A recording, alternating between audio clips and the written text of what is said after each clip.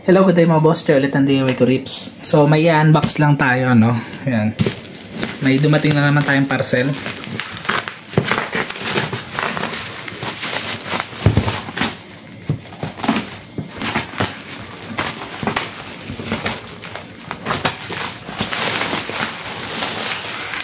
Ayan. Doon pala sa mga nagtatanong kung may shop daw ako. Actually wala. Hobby ko lang yan, yung mga pagwa-wiring ko. Pag-aayos ko ng motor, hobby ko lang yun.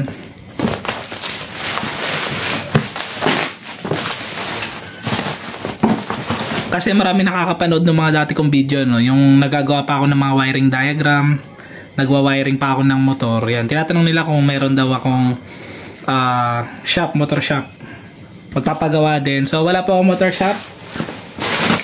At saka kahit sideline, hindi na rin talaga kaya ng oras. Kasi yung mga motor ko nga, sinisingit-singit ko lang din sa schedule.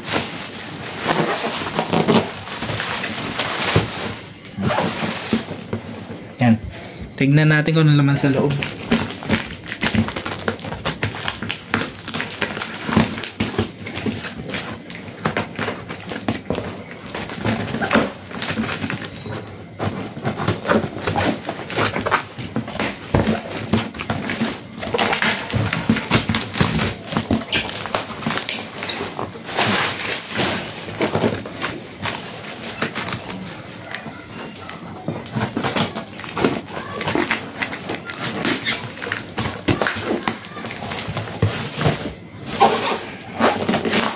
Medyo marami kasi itong in-order natin.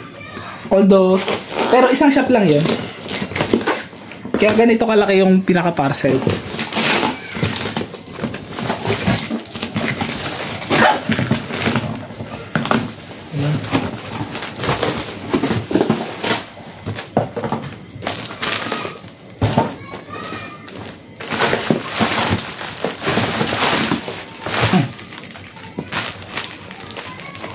Tignan natin yung laman.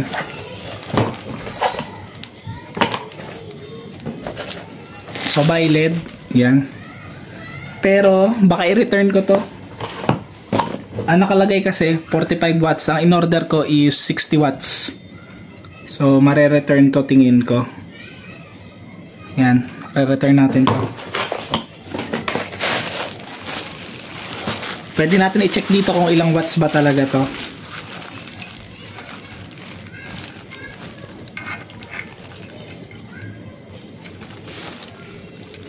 Walang indicator kung ilang watts. So ito baka i-return natin to.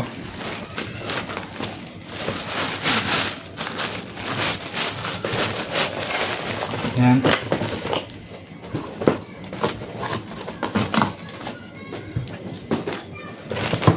Ito, open natin.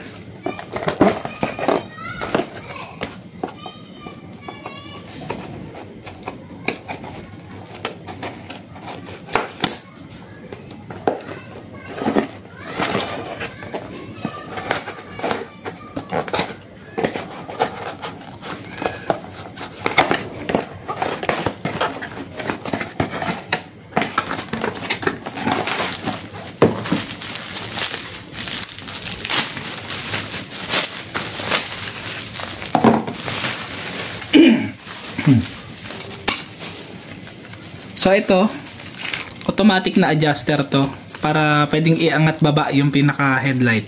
Yan. So mukha naman kompleto. Yan.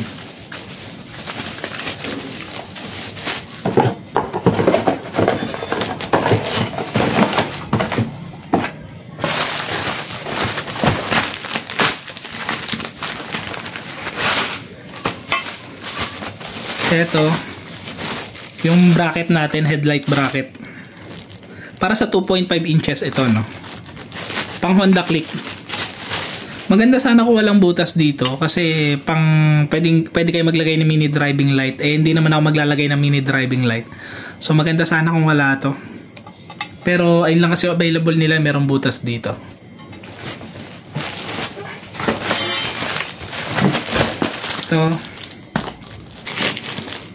Ito, open din natin to.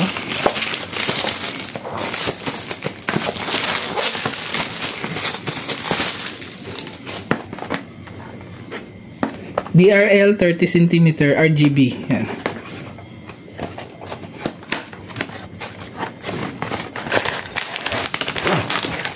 Yan. So, mukhang maganda naman. Yan, wala nang laman. Pinakauli na to.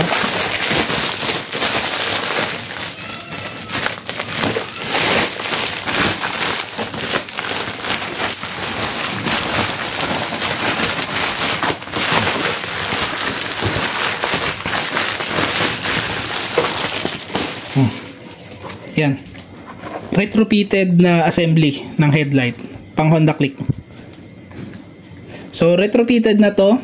So yung stock na headlight kasi kailangan nyo pang i-modify yun para hindi tumama yung pinaka-violet dito. Ito kasi retrofitted na yan, tignan nyo. Malalim na yun nandito. Yan. So hindi natatama yung pinaka-violet dyan.